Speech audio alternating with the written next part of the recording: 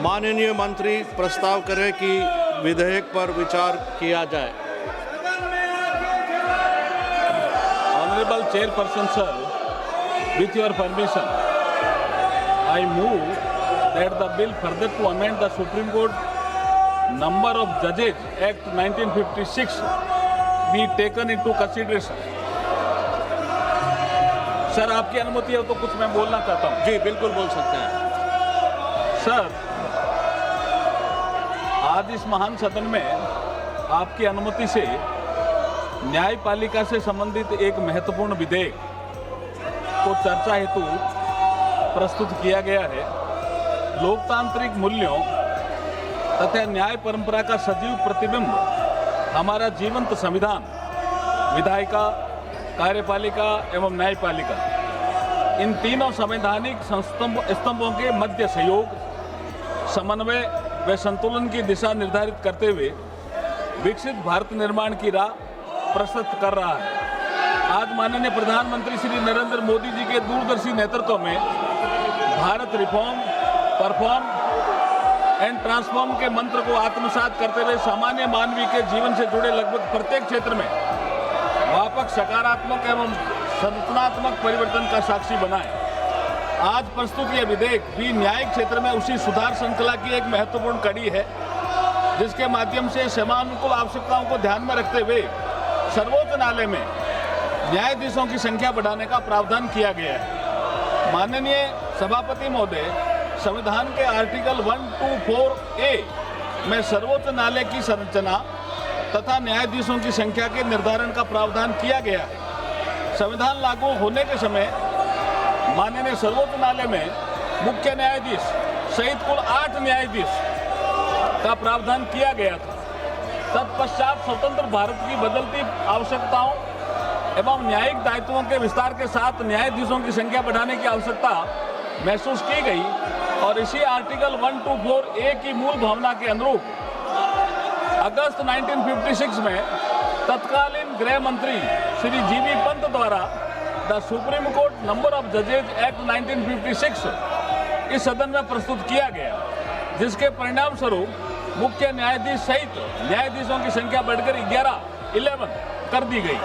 उसी मूल भावना को आगे बढ़ाते हुए वर्तमान परिप्रेक्ष्य में माननीय सर्वोच्च न्यायालय में लंबित मामलों की बढ़ती संख्या तथा न्यायिक कार्य प्रणाली को अधिक एफिशिएंट एवं इफेक्टिव बनाने के उद्देश्य से इस अमेंडमेंट बिल में चीफ जस्टिस ऑफ इंडिया सहित अन्य न्यायाधीशों की संख्या वर्तमान में 34 से बढ़ाकर 38 किए जाने का प्रावधान किया गया है।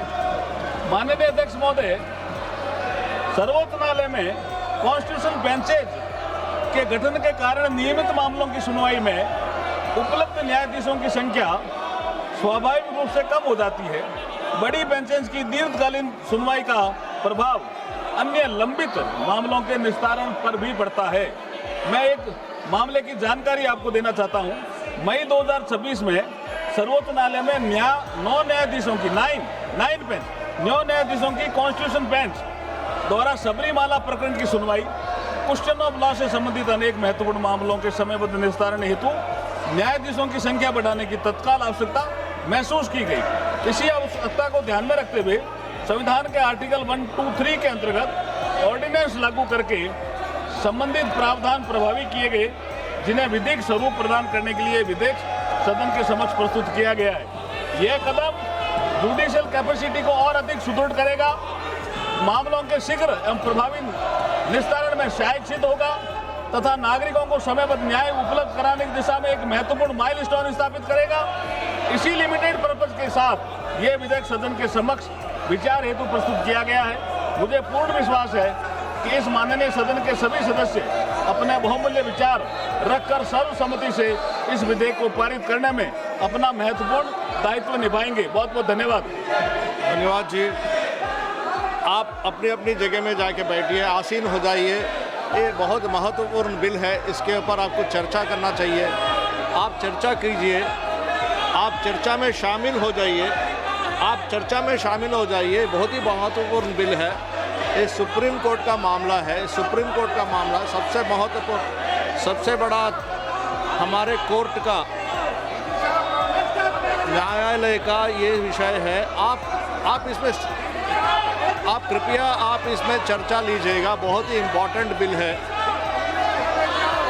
अगर आप चर्चा नहीं लेना चाहते हैं तो अभी प्रश्न ये है कि स्वागत रॉय जी द्वारा प्रस्तुत संवैधानिक संकल्प को अस्वीकृत किया जाए।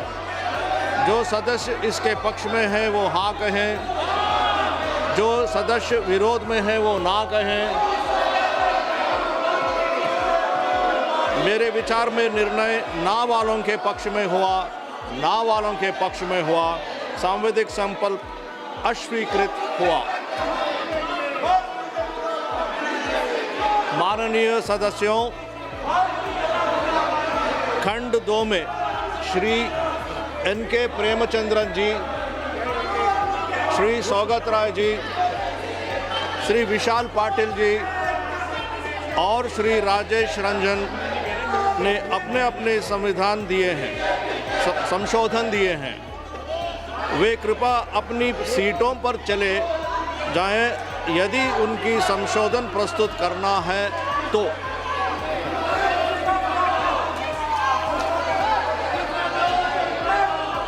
प्रश्न यह है कि विधेयक पर विचार किया जाए। जो सदस्य इसके पक्ष में है वो हाँ कहें, जो सदस्य विरोध में है वो ना कहें। मेरे विचार में निर्णय हाँ वालों के पक्ष में हुआ, हाँ वालों के पक्ष में हुआ।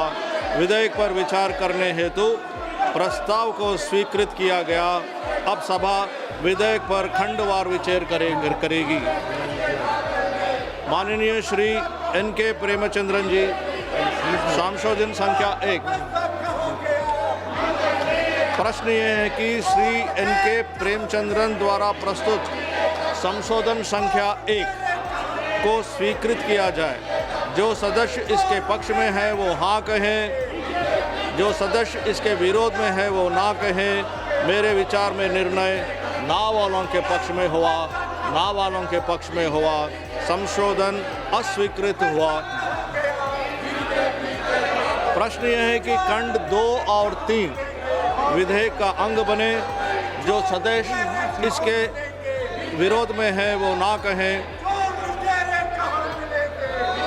जो सदस्य इसके पक्ष में है वो हाँ कहें। मेरे विचार में निर्णय हाँ वालों के पक्ष में हुआ, हाँ वालों के पक्ष में हुआ। खंड 2 और 3 विधेयक का अंग बने। प्रश्न यह है कि खंड 1 अधिनियम सूत्र और विधेयक का पूरा नाम विधेयक का अंग बने। जो सदस्य इसके पक्ष में है वो हाँ कहें, जो सदस्य इसके विरोध में है वो ना कहें। मेरे विचार में निर्णय हाँ वालों के पक्ष में हुआ, हाँ वालों के पक्ष में हुआ।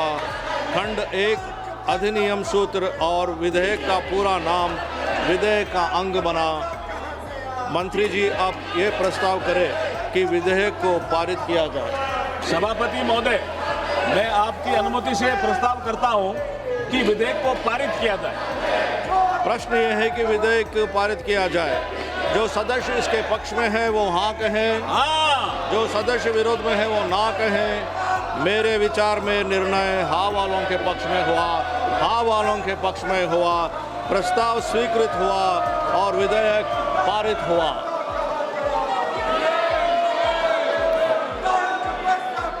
अब बैठिएगा ना प्लीज। कृपया आप अपने अपनी सीट पे आसीन हो जाइए। कृपया आप अपनी अपनी चेयर पे आसीन हो जाइए। अगला कार्रवाई करेंगे। आप इतने महत्वपूर्ण सब्जेक्ट पे चर्चा भी नहीं किए हैं। आपको अपॉर्चुनिटी दी जा रही है, आप चर्चा नहीं करना चाह रहे हैं।